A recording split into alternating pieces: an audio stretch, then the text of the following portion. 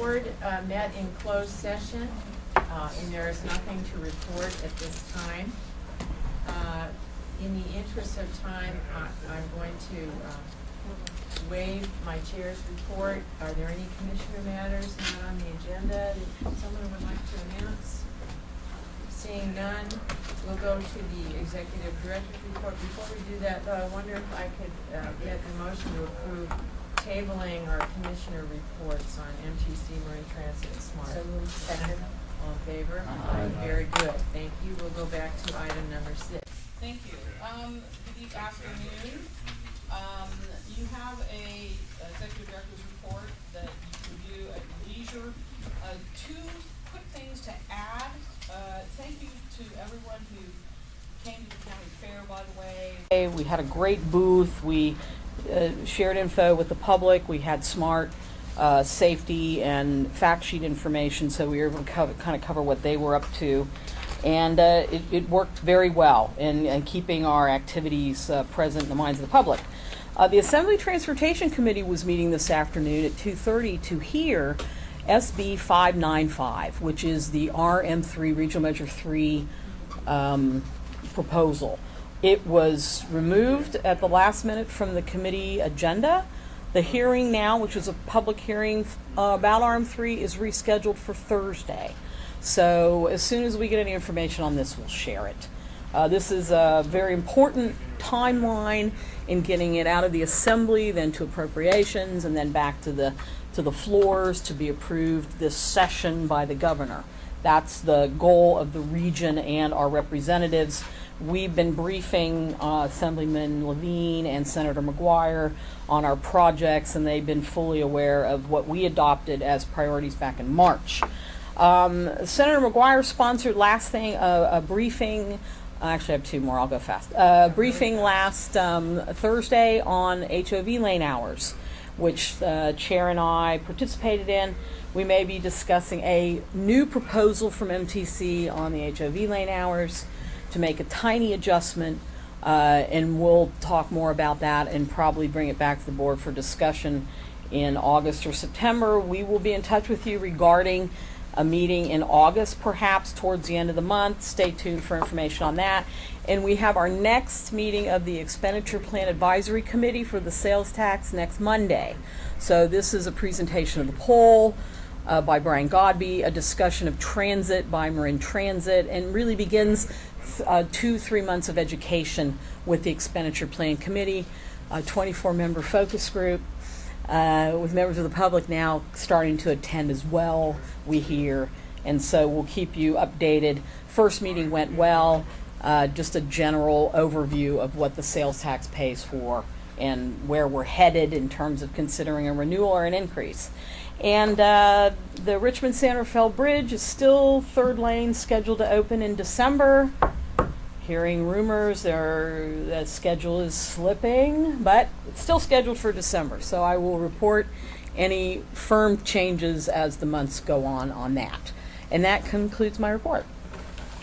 Okay, very good. Thank you. So we're going to waive item number 7 this time, and we'll move directly to item number 8, open time for public expression. Anyone? Yes. Hi, Cindy. You have 3 minutes. This is my usual New Age transportation report.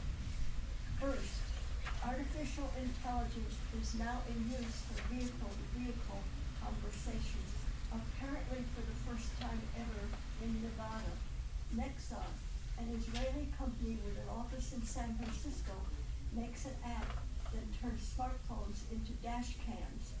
Vehicle fleets owned by government agencies and taxi companies, that is, vehicles that drive along, report by software, not only to headquarters, but also to one another about accidents, potholes, congestion, turn radii, traffic counts, jaywalking, speeding, etc. The promise of machine learning is coming true for everyday life. The knowledge gained and the cost saving are expected to be significant. Susan Shaheen at UC Berkeley sees this app as a safety tool and a way for public works and transportation departments to improve operations and planning. After I wrote this, I saw that today's New York Times carries an article about vehicle-to-vehicle communication in Ann Arbor, which has developed into a major AV proving ground.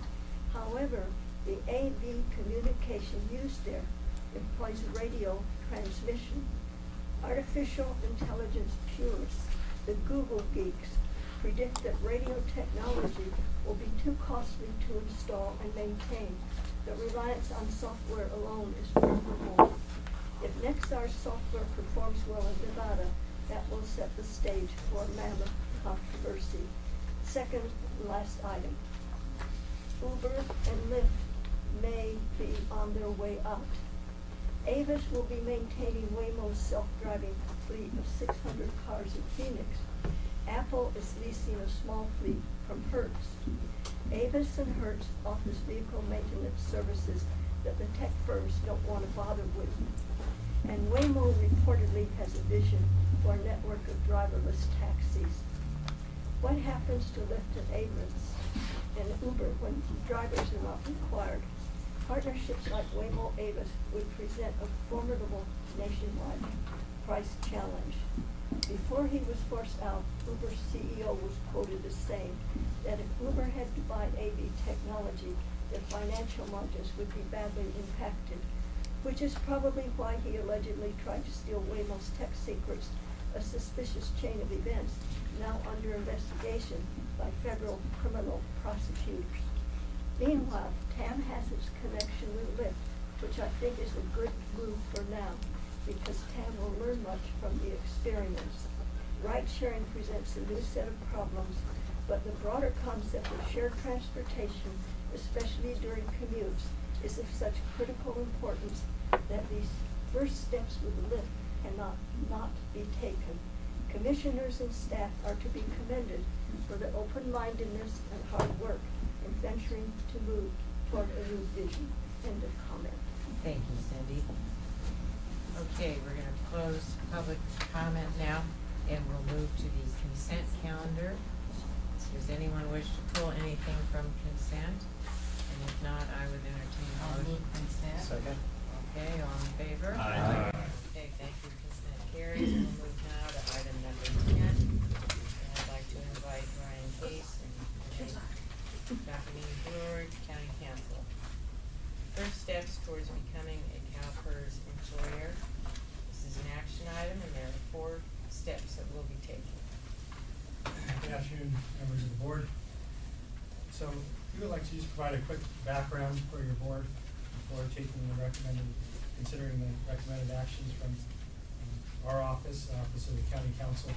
We serve as general counsel to your board and are bringing this matter forward in order to address a situation that has arisen regarding local government services, LGS, who currently provides services to staff TAM, and LGS has been around since about 2005, where the executive director was under that contract, and now there are 9 individuals who work through the LGS arrangement.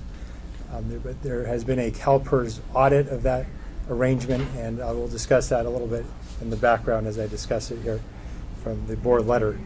In July 2005, TAM entered into an agreement with LGS to provide staff services for its executive director position, and additional positions were added to the agreement with the growth of the agency.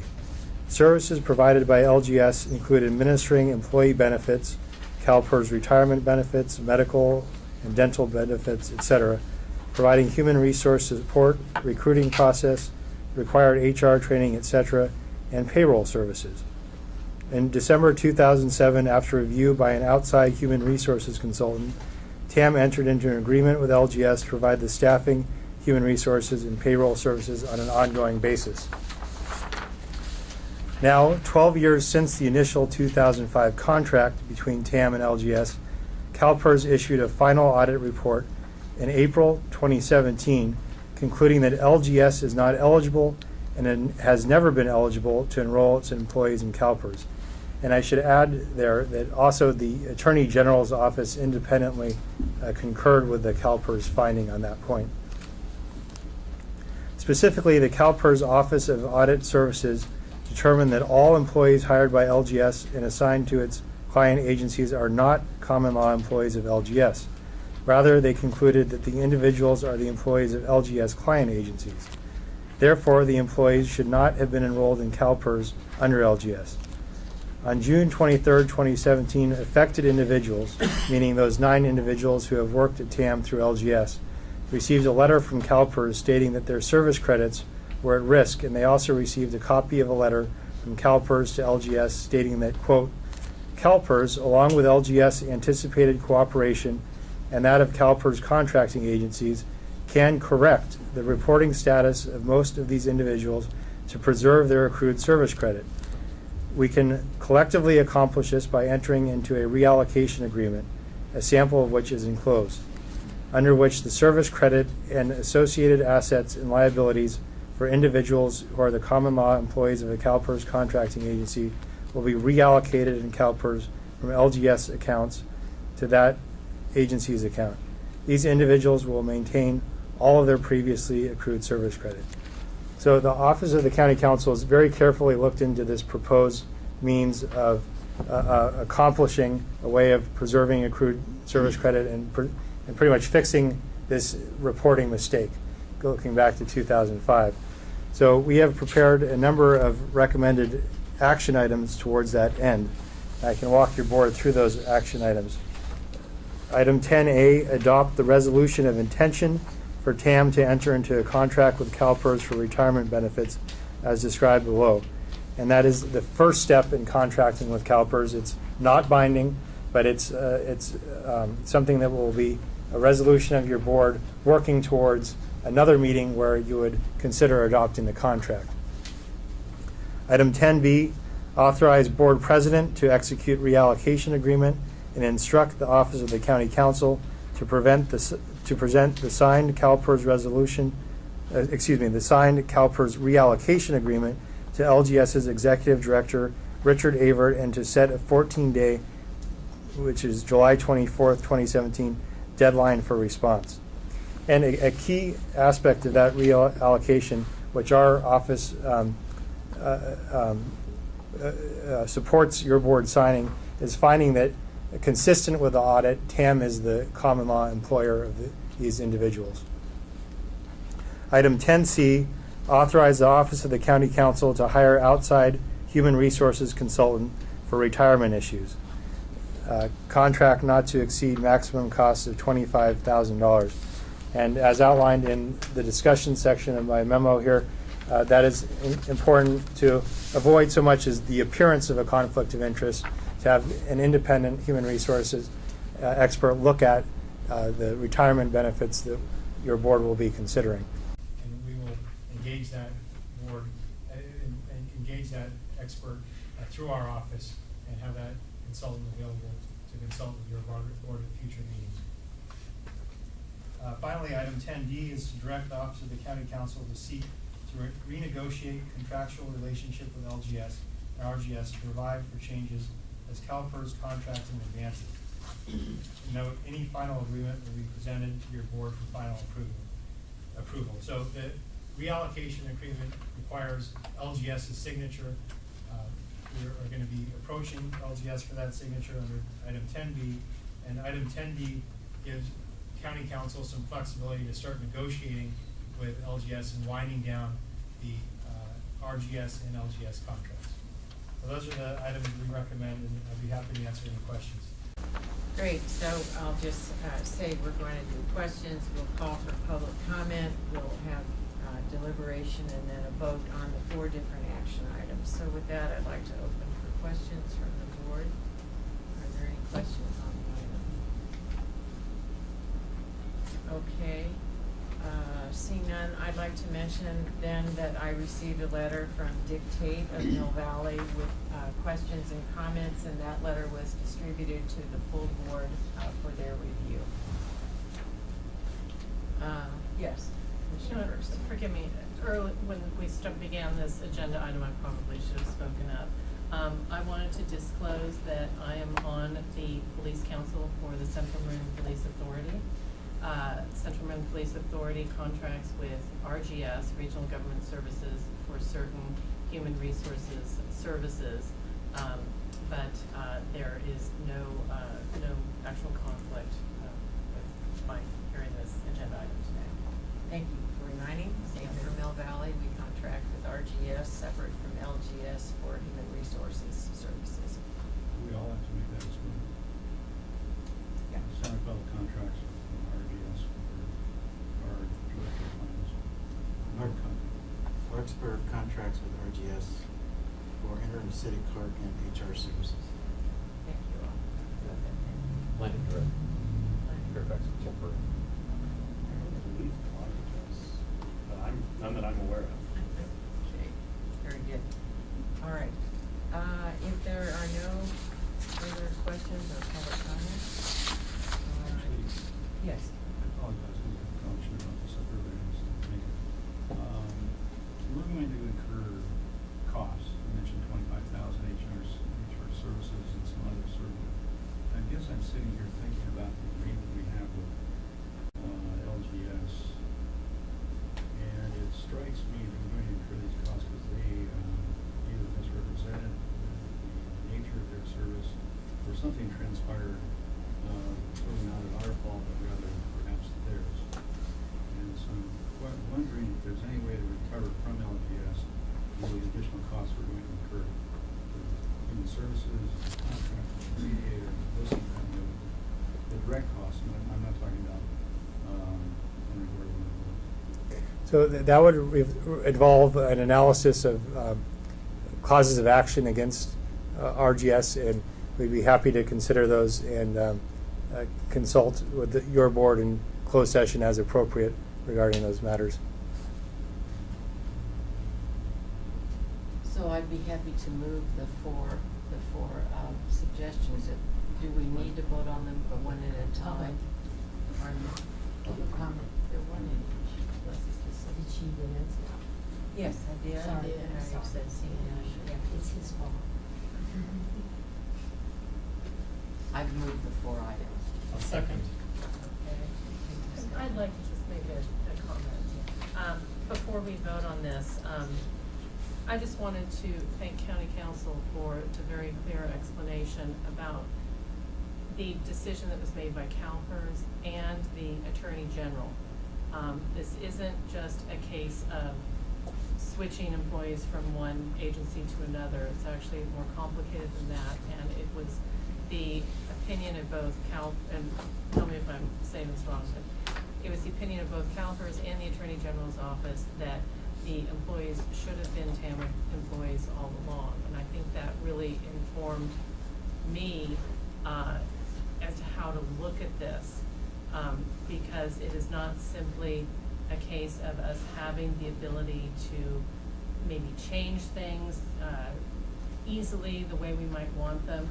Really, we are taking on what we should have kind of, in their opinion anyway, what we should have taken on many years ago.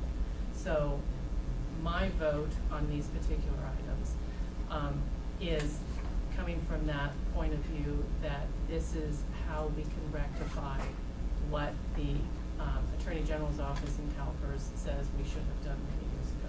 So I'm looking at this as kind of housekeeping and that we don't have a lot of flexibility here. And just to add further background to that finding, the key factor in the determination is that TAM controls the manners and methods of work for the individuals who staff TAM through LGS.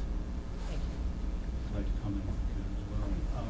I understand the situation. I'm going to certainly vote on each of the items, or perhaps collectively, but doing so under the assumption that we will send a letter, and suggest that our chairperson draft that letter to our employees to acknowledge the good work that they've done and our intentions with regard to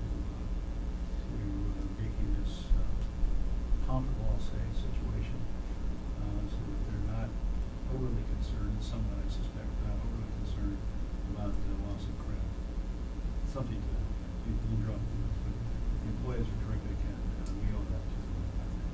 Second point, I would like to, I'm sure that's part of the items before us, but it should get consideration that we do consider other possibilities such as a payout of unfunded liability as a consideration for the board to enter into at a later date within a couple of weeks, I presume. Yes. Yes, I would just like to support Commissioner First's comments. I've been on this commission since it was not a commission but the CMA. And I agree, the intent of this agency was always to provide the most cost-efficient way to provide CalPERS benefits. And our actions, there's no change in the intent or the impact in the current actions we're being asked to take. Does that reflect your thinking too, Diane? Yes, thank you, Alice. Good, and I would, for my part, like to thank County Council for putting these steps together for us today, and to just remark that the next steps will be done with County Council in conjunction with our HR ad hoc committee, which has been working on these issues for some time, and that we look forward to continuing that process. So with that, I believe we have a motion and a second. All in favor? Aye. Is there any opposition? Thank you. That motion carries. Thank you Thank very you. much.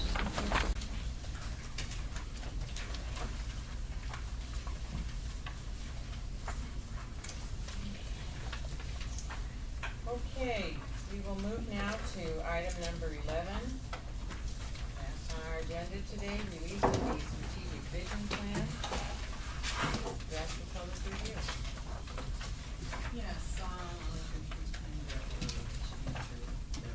after many months of activity associated with the strategic vision plan, we are proud to illustrate what you should all have in your seats, which is our draft vision plan.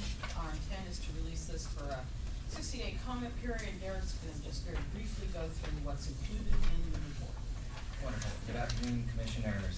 In front of you in your supplemental packet is a copy of the draft of the strategic vision plan that we received this morning and printed early this afternoon.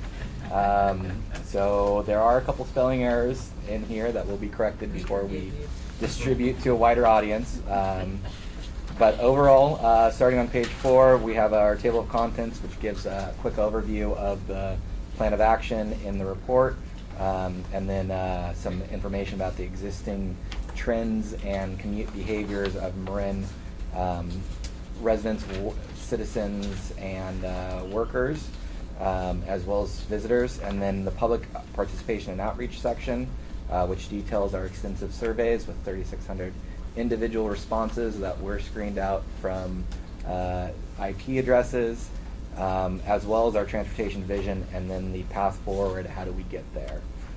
We are opening this up for a 60-day comment period.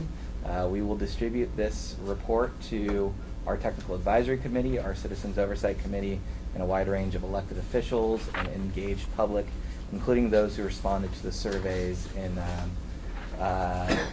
summer of 2015 and in fall of 2016. Planning directors.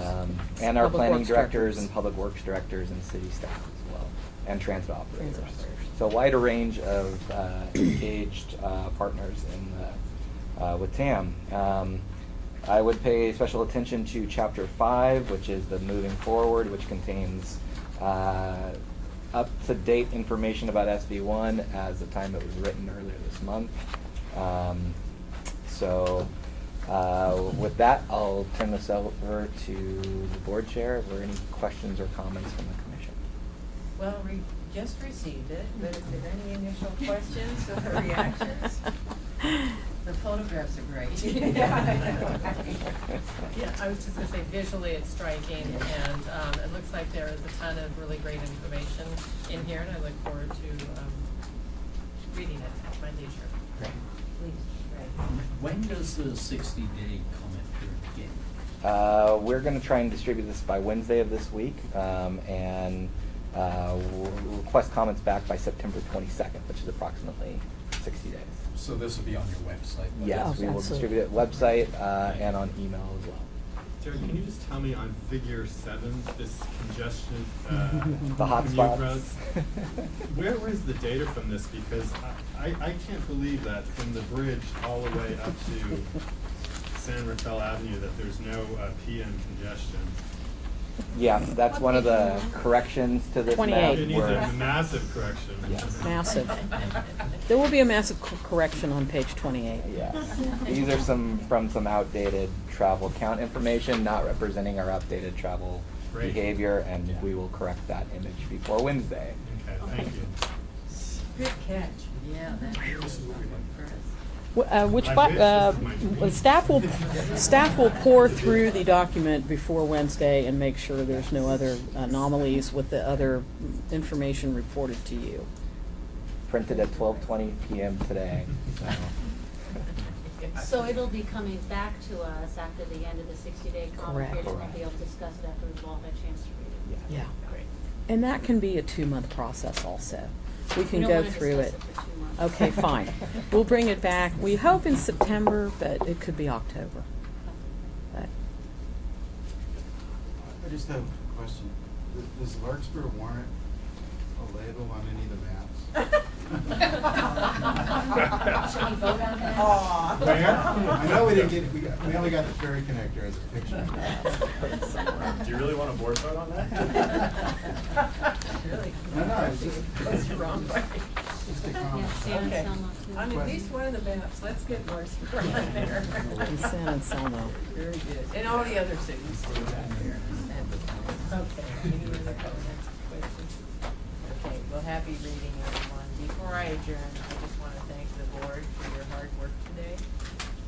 Had a really thorough discussion of issues, and I'd like to thank our staff for all of your hard work. Well, we would like to thank you, so thank you.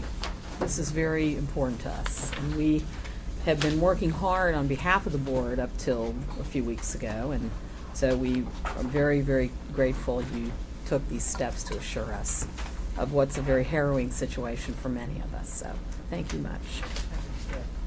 With that, we're adjourned, everyone. Have a great rest of your life.